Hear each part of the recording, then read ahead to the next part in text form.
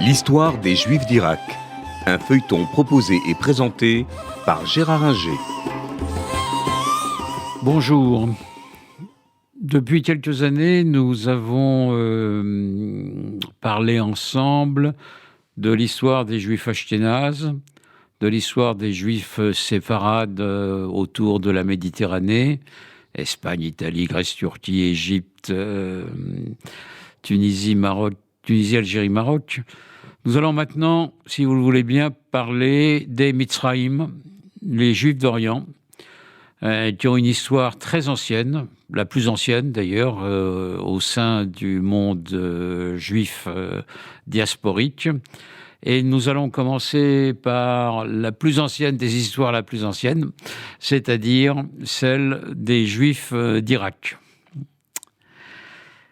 Quand Nabuchodonosor a pris Jérusalem en 586 avant Jésus-Christ, il a déporté non pas toute la population, mais l'élite de cette population, les notables, les prêtres, les scribes, etc., et le roi Joachim, et il les a amenés avec lui dans sa capitale, à Babylone.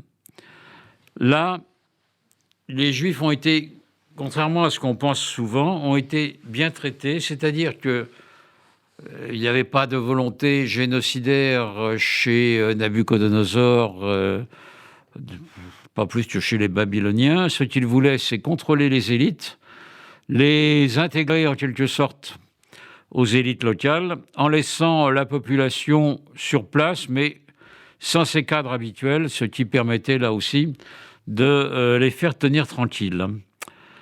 Donc, les Juifs à Babylone ont eu comme dirigeants les prophètes qui avaient prédit un peu tous les malheurs d'Israël, c'est-à-dire Jérémie et Ézéchiel.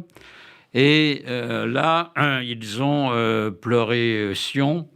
On trouve des traces de cela, naturellement, dans l'opéra de Verdi, Nabucco, avec l'air célèbre « Va pensiero », va penser vers les terres de Sion, ou bien dans des negro spirituals comme The River of Babylon, la rivière de Babylone étant l'Euphrate.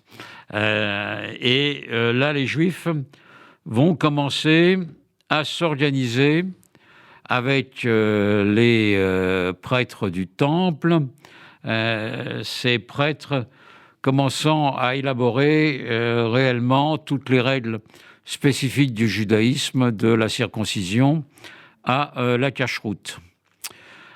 À Babylone, ils vont vivre donc tranquilles sous les Babyloniens, mais près de 50 ans après leur arrivée, ce sont les Perses qui vont dominer, le dernier roi de Babylone, Nabonide, ayant été destitué par Cyrus, le roi des Perses, et Cyrus, Assuérus, le roi des Perses, et les Perses vont finalement autoriser ceux qui le souhaitent à retourner à Sion et à rebâtir le temple. Cette décision, elle est prise longtemps après l'arrivée à Babylone, et ce n'est que vers 450 avant Jésus-Christ que Ezra et Néhémie amènent avec eux de Babylone vers Jérusalem une dizaine de milliers de personnes, c'est-à-dire le même nombre que ceux qui étaient partis au moment de la conquête de Nabuchodonosor, mais la communauté babylonienne avait naturellement grandi, et il reste sur place à Babylone environ 20 à 30 000 Juifs qui ne rentrent pas, parce qu'ils ont fait souche, ils ont pris racine dans ce qui était l'Empire babylonien, qui devient l'Empire perse. Et donc, Ezra et Néhémie vont avoir comme tâche, eux, de rebâtir Jérusalem, qui n'était plus grand-chose, qui n'était plus qu'un village, C'est Néhémie qui va s'occuper des murailles de Jérusalem et Ezra qui va s'occuper des règles morales, en rappelant aux Juifs qu'ils ne doivent pas épouser des femmes étrangères, et donc en les convainquant, pour beaucoup d'entre eux, pas tous, mais pour beaucoup d'entre eux, de renoncer à leurs épouses. Je mets ça au pluriel parce que la polygamie était encore très répandue chez les Juifs, remplacer leurs épouses étrangères par des épouses juives et commencer peu à peu à rebâtir le temple. Donc là, on est dans une période où le judaïsme renaît après avoir connu les douleurs de l'exil.